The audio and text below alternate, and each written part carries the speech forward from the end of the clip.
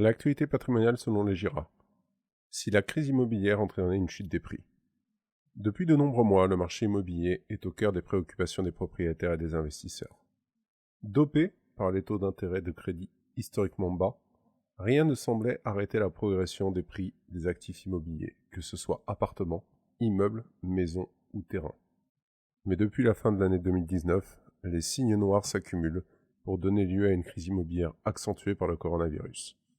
Découvrez les perspectives et facteurs d'inquiétude qui résident sur les marchés de l'immobilier. Quels sont les principaux déclencheurs de cette crise immobilière? Une crise immobilière s'appuie sur des grands facteurs conjoncturels. Le premier, le durcissement de l'accès au crédit pour les particuliers. Depuis le 1er janvier 2020, la Banque de France a décidé de demander aux organismes bancaires installés en France de revoir leurs conditions d'accès au crédit immobilier. Là où ces derniers avaient toute latitude à prêter selon des conditions internes, le courrier du gouverneur de la Banque de France a été clair. Limiter au maximum le risque de crédit. Cela se traduit par un durcissement sur 2 critères. Le taux d'endettement des emprunteurs doit être inférieur à 33%. Les revenus pris en compte pour le calcul du taux d'endettement sont pondérés en fonction de leur catégorie, notamment les revenus fonciers. La conséquence de tout cela? Rendre impossible tout nouveau projet immobilier, notamment d'investissement locatif, pour une très grande majorité de personnes.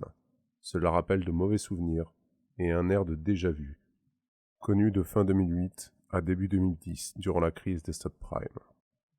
Second élément, le déficit des acheteurs par rapport au nombre de biens à vendre. L'immobilier est une somme de marché majoritairement non cotée. Cela induit que la valorisation des biens qui les composent se fait en fonction de l'offre et de la demande. Moins vous avez de biens sur le marché et plus la valeur risque de monter. Tout dépend du nombre de clients désireux de procéder à des acquisitions. Le pire ennemi de l'investissement dans l'ancien est donc le marché de l'immobilier neuf. Contrairement aux idées reçues, la valeur de la pierre se trouve dans l'emplacement et la valeur du terrain, le foncier. Une démonstration simple. Pensez-vous qu'une maison identique vaille le même prix qu'elle soit située à Paris, Nice ou en Corrèze? Nous sommes dans un marché où les transactions deviennent de plus en plus complexes à dénouer. Les vendeurs sont devenus de plus en plus gourmands sur le prix de leurs biens. La raison majeure, les propriétaires veulent profiter de l'effet d'aubaine pour les acquéreurs de la baisse du coût du financement. Pour une acquisition à crédit en 2020, dans la plupart des régions, le prix au mètre carré, financement inclus, est inférieur à celui pratiqué en 2008 avant la crise des subprimes. Imaginez-vous. Les acheteurs, sentant le marché immobilier se tendre, ont tendance à faire des propositions de baisse de prix parfois agressives.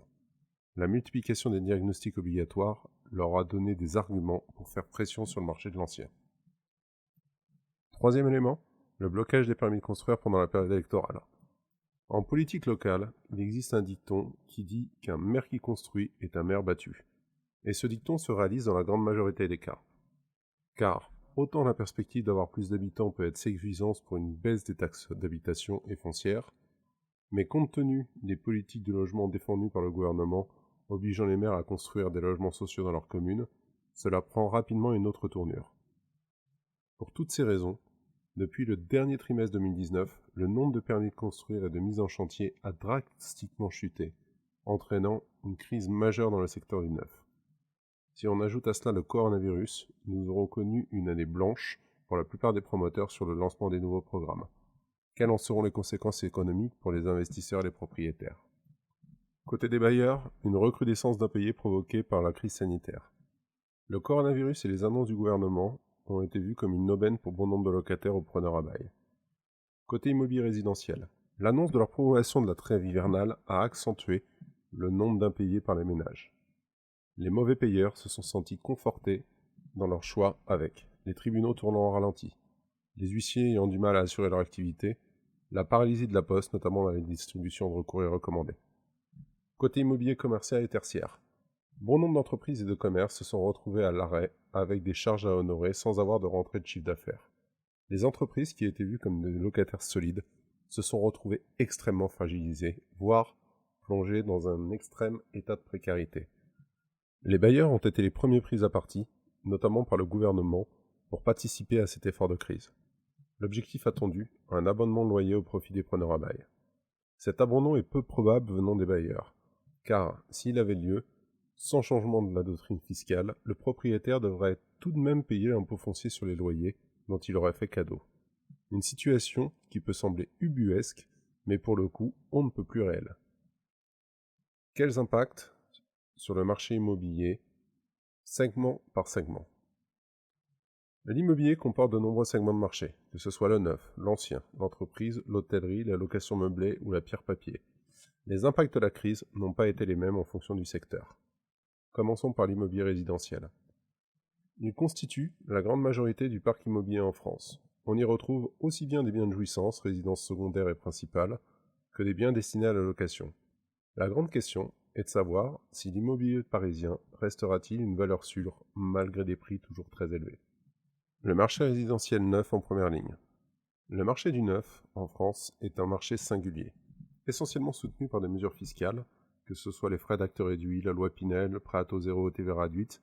On y retrouve essentiellement des primo-accédants et des investisseurs privés. L'enjeu majeur de ces aides, soutenir la rénovation du parc immobilier en France face aux enjeux environnementaux que sont la réduction de CO2. Le secteur de l'immobilier résidentiel neuf a été le premier à souffrir par l'accumulation d'événements, que ce soit la chute des permis de construire par les maires, le durcissement des conditions de crédit aux particuliers ou le ralentissement et le blocage des chantiers dû à la crise sanitaire. Alors que la fin de l'année approche, nous constatons aucune amélioration à l'horizon. Un premier signe avant-coureur de fortes perturbations, le retour des rabais sur les prix de vente jusqu'à 6 000 € accordés par bien par les promoteurs. Aurons-nous une sortie de crise immobilière annonçant un retour à la normale pour la fin de l'année? En tout état de cause, rien n'est moins sûr côté des banques. Le marché de l'ancien chahuté par les normes environnementales. Depuis de nombreuses années, l'immobilier ancien est pointé du doigt par les pouvoirs publics du fait de son caractère énergivore.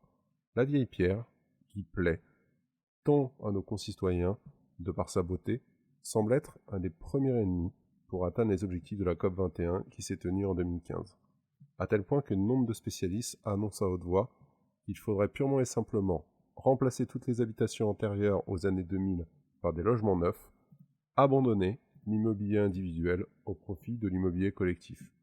Autant vous dire deux choses qui seraient très impopulaires pour les résidents français. Quels sont ces impacts concernant l'immobilier ancien dans les prochaines années? La mise en place de nouvelles taxes environnementales similaires à celles qui sont mises en place dans le secteur automobile sont fort vraisemblables. Le DPE octroyant une note énergétique au logement a été rendu obligatoire en 2006, sans conséquence pour le moment sur les ventes immobilières. Gardez tout de même à l'esprit que Nicolas Hulot, avant son départ du gouvernement, avait émis l'idée d'une obligation de remise en état énergétique des vieux logements. Le non-respect des travaux aurait engendré une lourde taxation forfaitaire pour les vendeurs.